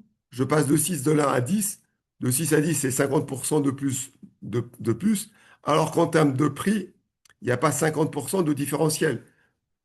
D'accord? Donc, c'est tous ces éléments qui font que EcoBox soit déficitaire. Donc voilà, là on disait comme commentaire, analyse et critique de la méthode. Donc la critique de la méthode, c'est qu'on a choisi des unités d'œuvre qui défavorisent les fortes productions. Il aurait été préférable ici de trouver des natures d'unités d'œuvre non volumiques ou éventuellement de calculer par la méthode des inducteurs. Moi, j'aurais fait une ouverture supplémentaire parce qu'on est sur le mois de mars. Mais le mois de mars, je ne sais pas si c'est une activité d'un mois plein ou d'un mois creux. Je ne sais pas si le mois de mars correspond à un mois normal, un mois de suractivité ou un mois de sous-activité, parce que si je suis en sous-activité, je vais supporter beaucoup de charges fixes pour une faible production et tous mes coûts augmentent. Donc cette question, qui globalement ne fait pas partie de la question, mais qui montre au jury que vous avez des compétences sur l'ensemble du programme de contrôle-gestion, qui est la partie concernant la sous-activité et la partie concernant comment ça s'appelle, la marge variable au facteur R le plus élevé, pour moi, doit être mis en avant. Donc moi, j'aurais mis ceci comme critique. L'énoncé n'évoque pas si le mois de mars est un mois normal ou un mois en sous-activité ou suractivité. Sans cet élément, se positionner sur un produit est compliqué. Deuxièmement, on ne connaît pas les demandes pour savoir si EcoBox, le volume de demande est supérieur à ce qu'on produit, de même pour Green Park et pour BioFresh. On ne sait pas si l'entreprise est en saturation. de production. Dans ce cas-là, il aurait été préférable et souhaitable d'avoir le facteur rare qui limite la production afin de calculer la marge au coût variable par facteur rare et produire au maximum les produits qui nous permettent de dégager un maximum de bénéfices, un maximum de marge au coût variable par facteur rare. Ça, c'est les éléments qu'on peut mettre en plus à la question critique pour améliorer votre résultat. 6. Apprécier la pertinence des unités d'œuvre. Alors nous, on a pris comme unité d'œuvre les heures machines dans le centre APRO. Nous sommes d'accord? Dans les heures machines, on a les heures machines dans le centre APRO. Regardez les heures machines dans le centre APRO. J'ai 0,05 d'un côté. J'ai 1 en heure de manœuvre directe. 0,1 pour l'heure de manœuvre directe pour l'écobox. Regardez. J'ai 0,05 ici. J'ai 0,1 ici. C'est-à-dire que pour l'écobox, on a plus besoin de main-d'œuvre que d'heures machine. Pour le deuxième, on a ici 0,08. Ici, j'ai 0,16. Pareil, quasiment 2 fois plus. On a plus d'heures de main-d'œuvre directe que d'heures de machine. Pour le dernier, 0,12 contre 0,23. C'est pas le double. Lui, peut-être qu'il est gagnant, peut-être qu'il est déficient, on pourrait voir. Donc, mais on constate qu'il y a plus d'heures de main-d'œuvre directe que d'heures machine. Donc, peut-être dans l'atelier production, la meilleure unité d'œuvre eût été de prendre les heures de main-d'œuvre directe. C'est une critique. Donc, moi, je dis, on constate que les heures de main-d'œuvre directe sont supérieures aux heures machines. Il semble étrange qu'on ait choisi les heures machines comme unité d'œuvre pour le centre de production. Il aurait été sûrement préférable ou plus juste d'utiliser les heures de main-d'œuvre directe. On continue. On a pris comme unité d'œuvre pour la distribution les quantités vendues. Alors, ça veut dire que si on prend les quantités vendues, c'est que le service distribution semblerait dépenser la même dépense, quelle que soit la boîte vendue. Ici, on pourrait pondérer. Peut-être que les boîtes qui sont le plus coûteuses, Brio Fresh, peut-être que ça demande une distribution plus coûteuse. Je ne sais pas. Peut-être on peut pondérer. Donc, il y a des exercices qui apparaissent sur Fishman en disant, comme il apparaît dans le sujet 2025 du DCG sur les animaux, peut-être qu'un coefficient pourrait être plus judicieux pour pour la distribution. Et comme on distribue peut-être les kilomètres parcourus, parce que amener une boîte à 2 km et amener des boîtes à 50 km n'a pas les mêmes conséquences. Donc peut-être ici, pondérer par rapport aux boîtes, pondérer par rapport au poids des boîtes, parce que transporter une boîte qui pèse plus qu'une autre coûte plus cher, ou peut-être des kilomètres. Donc moi, je vais nuancer encore cette unité d'œuvre, auquel je dirais qu'il faut peut-être tenir compte soit des kilomètres, soit d'un coefficient de pondération par rapport au poids, ou d'importance relative. Marqué, pardon, je dis pareil, concernant l'unité d'œuvre du centre de distribution, il a été choisi le nombre d'unités vendues. C'est-à-dire que le coût est identique, quelle que soit la boîte vendue. Alors que on sait qu'une boîte BioFresh utilise 1,5 kg de matière et que l'EcoBox 0,8. Peut-être qu'une unité d'œuvre kilogramme transporté serait plus judicieux et serait automatiquement plus profitable pour le modèle EcoBox, qui supporterait moins de charges. On pourrait également décider de répartir par rapport au kilomètre parcouru. Ou mettre un coefficient multiplicateur selon l'importance de ce qu'on livre entre l'EcoBox, Green, Pack et BioFresh. Ça répond à la question apprécier la pertinence des unités d'œuvre. Qui avait une autre idée sur la pertinence, parce que vous le découvrez maintenant, qui aurait eu une idée sur la pertinence des unités d'œuvre retenues? Quand on vous parle de pertinence, c'est est-ce qu'elles sont bonnes? Ceux qui ouvraient la porte à la méthode des inducteurs, c'est plutôt à la question 7, identifier les limites de la méthode des coûts complets dans le contexte de Nature Park. Qui avait d'autres idées comme éléments qui limitaient? Ou éventuellement une critique? Non. La 7, qui est identifier les limites de la méthode des coûts complets dans le contexte Nature Park. Marqué, il existe plusieurs limites dans la méthode du coût complet pour Nature Park. D'une part, la méthode des centres d'analyse est critiquable car elle utilise, en vidéo vous l'aurez, vous pouvez noter, car elle utilise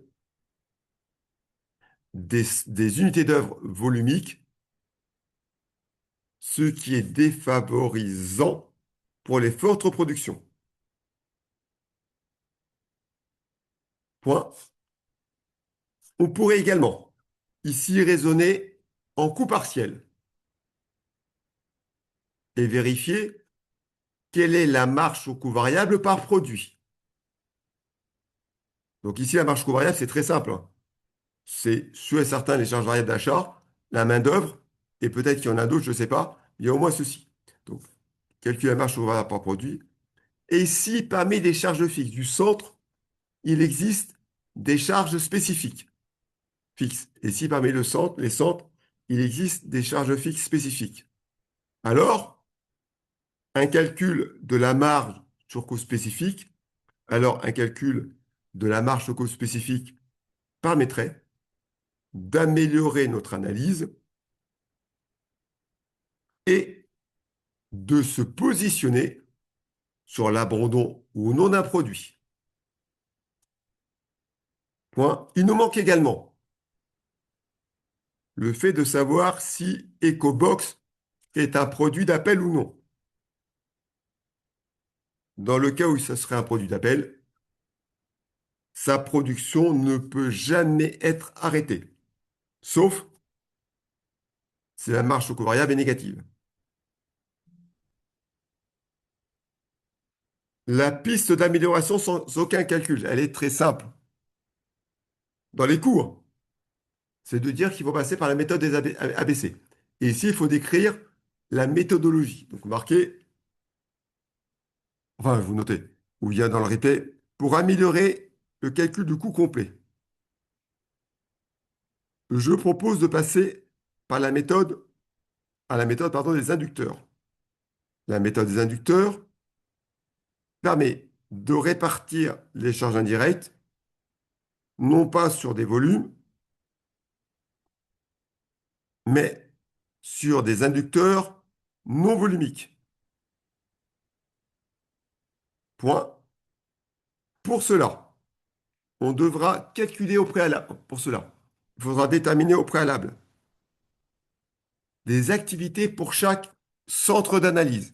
Pour cela, il faudra calculer au préalable, déterminer au préalable, pour chaque centre d'analyse, des activités. Et pour chaque activité, la charge indirecte correspondante. Puis, pour chaque activité, trouver un inducteur de coût. Point. On doit ensuite regrouper les activités. On doit ensuite regrouper les activités ayant les mêmes inducteurs de coût. Point. Ces inducteurs de coût ne doivent pas être volumiques. Exemple, lot fabriqué. Exemple, série lancée. Exemple, nombre de fournisseurs. Exemple, nombre de produits consommés différents. Voilà quels pourraient être des inducteurs non volumiques. Euh, on doit ensuite calculer le coût des inducteurs. On doit ensuite calculer le coût des inducteurs.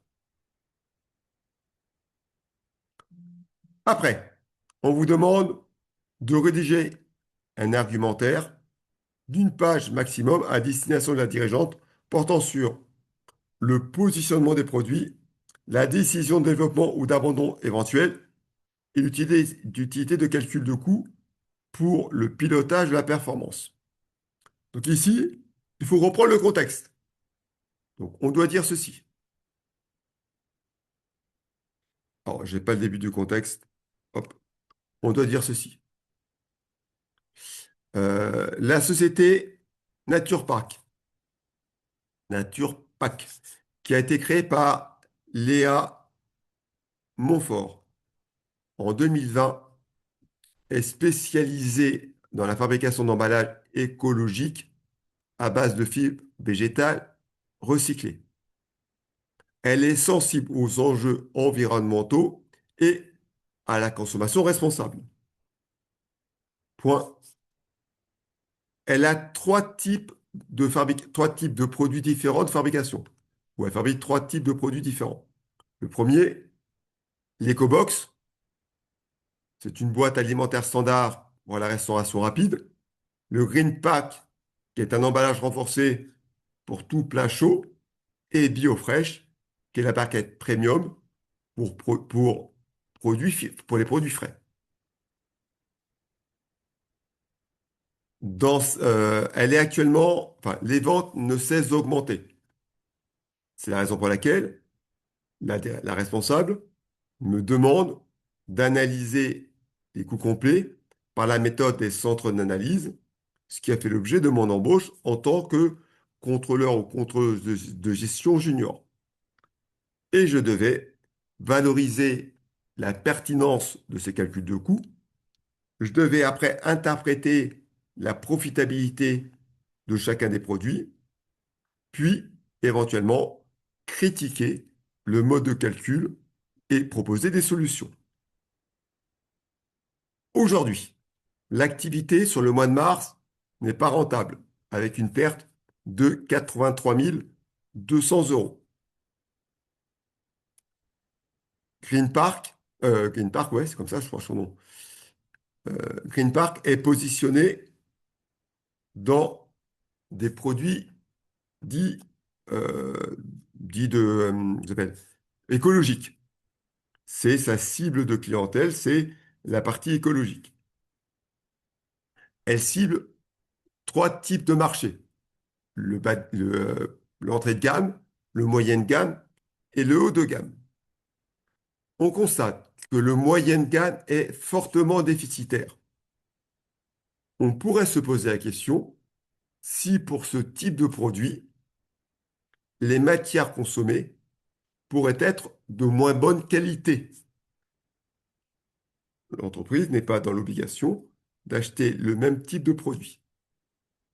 Au regard de son volume de vente, il semblerait que ce soit un produit d'appel. L'entreprise ne peut donc en aucun cas abandonner ce produit d'appel car il pourrait avoir comme pour conséquence de la baisse des ventes des autres produits, tout comme des coûts cachés supplémentaires comme le coût des licenciements ou liés à une sous-activité de la production. Au regard des informations que j'ai, je ne peux pas me prononcer sur un éventuel abandon de produits. Point. Pour se prononcer sur l'abandon d'un produit, il serait souhaitable de calculer les marges aux coûts variables et les marges aux coûts spécifiques avant de décider d'abandonner ou non un produit. Avoir des informations sur le marché potentiel, c'est-à-dire quelles sont les demandes externes. Avoir des informations sur notre capacité de production. Ces éléments ne me sont pas communiqués. Il est en plus compliqué de calculer, enfin, de déterminer et de décider d'abandonner un produit ou non. Le bio est très à la mode. Donc, on est sur un marché porteur. On ne- il paraît peu probable et judicieux de se retirer. Par contre, il serait souhaitable que l'entreprise suive toutes les lois environnementales. Ici, vous pouvez rappeler il est maintenant interdit de vendre des couverts en plastique et tout ce que vous pouvez mettre en avant. Donc nous, si on est sur une gamme d'emballage qui doit perdurer longtemps, on est sur un bon marché. Donc ça, je vais pas cette information, mais vous pouvez marquer aussi les éléments qu'on sait qu'aujourd'hui, on ne peut plus vendre. Pour finir, il serait souhaitable de mettre en place un calcul de coût par la méthode dite des inducteurs, ABC, afin de vérifier la profitabilité ou non de chacun des produits. Voilà ce que j'aurais mis sur un commentaire. Je pense que en reprenant les taux de profitabilité, moins 45, 31, 3,6 et 10, 66, vous améliorez un peu le commentaire, qui pourrait passer à globalement à quasiment une page. C'est ce qui était demandé. Cet exercice ressemble à, peut ressembler à certains exercices qui sont tombés dans la tendance. Euh, il n'y a pas eu de stock. Pour faire une fiche de stock, je vais faire une fiche de stock uniquement de, du produit EcoBox produit. D'accord? Donc ici, je vais reprendre ceci, copier, coller. Ok, super. Hop, pour qu'au moins on termine la boucle là. Production. Ok. Coût de production total. J'y crois pas du tout, mais bon, il faut le faire.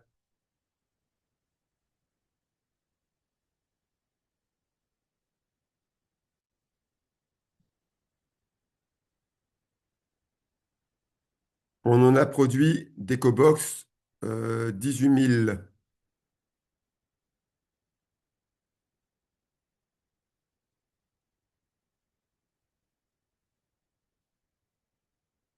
Ok. On va vous dire stock initial d'EcoBox.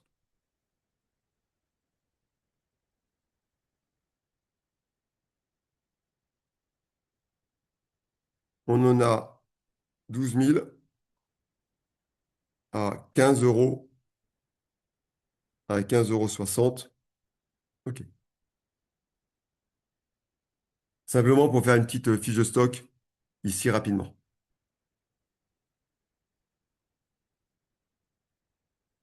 Et ici, on vous dit vente de 22 000 EcoBox. Alors, on fait une fiche de stock. Alors,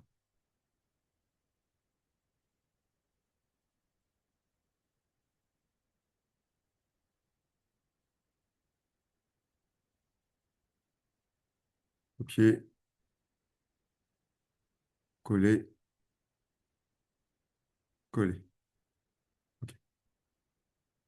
Donc, on a un stock initial. Je reprends mon stock initial que j'ai marqué au-dessus. On a une production. On reprend ce que j'ai au-dessus.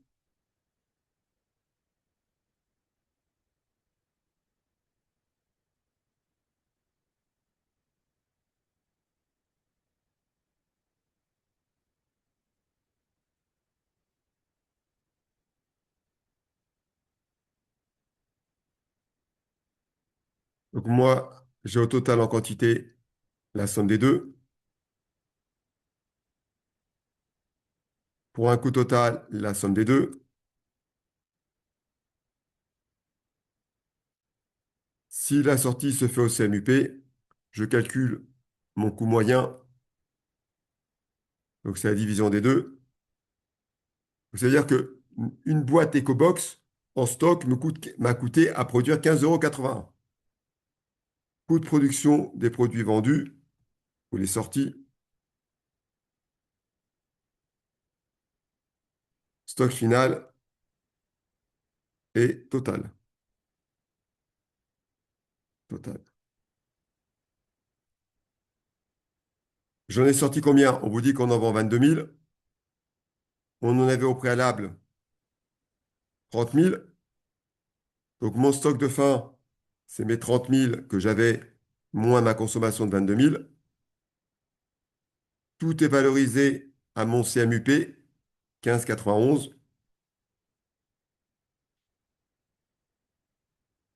Et donc ma consommation des produits vendus, c'est la multiplication des deux.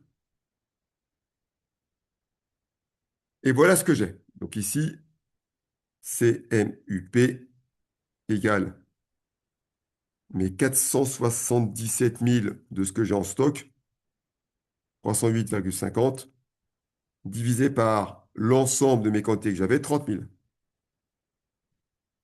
Voilà combien me coûtait mon stock et la consommation de mon stock. Ce n'était pas dans mon cas de figure, mais je vous avais dit que je terminerais par une petite fiche de stock.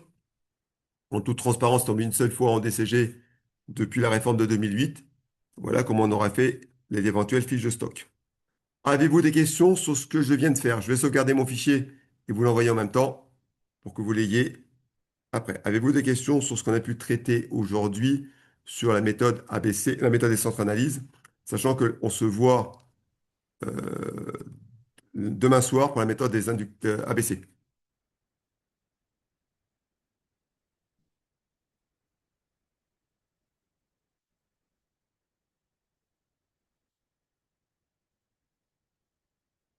Non? Ok.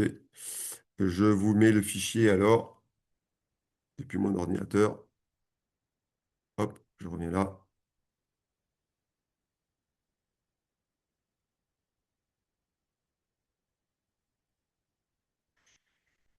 Qu'est-ce qu'il faut? Faut que je la ferme. Je recommence. Je n'avais pas fermé la fenêtre.